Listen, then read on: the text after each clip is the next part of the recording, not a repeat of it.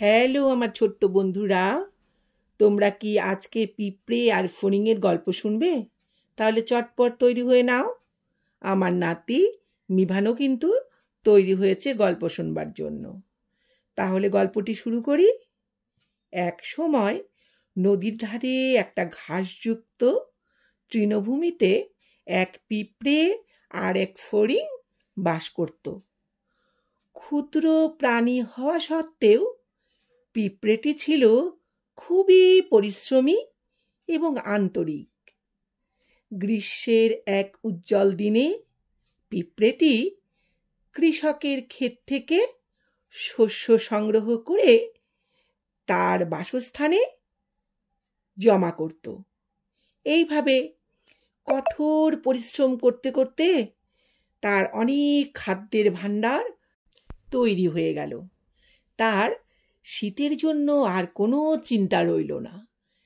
সে মনে মনে ভাবল, আমার প্রচুর খাদ্য সঞ্চয় করা হয়েছে, এবার শীত আসলে আমি গর্তের মধ্যে থেকেও আমি শীতকালে খাদ্য গ্রহণ করতে পারবো, আমার কোনো সমস্যা হবে না।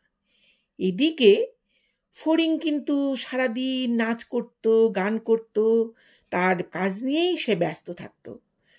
খাবার সংগ্রহের তার কোনো আগ্রহ ছিল না। ফড়িংটির প্রচুর খাবার সঞ্চিত ছিল, তাই সে নাচ গান করে অবসর বিনোদন করতে থাকে। এইভাবে অবসর বিনোদন করতে করতে এক সময় শীত চলে আসে। শীতের সময় পিঁপড়ে তার গর্তে ঢুকে পড়ে এবং তার সঞ্চিত খাবার থাকার দরুন তার খাদ্যের জন্য কোনোই চিন্তা করতে হয় না। এদিকে ফড়িং খাদ্যাভাবে দিন যাপন করতে থাকে।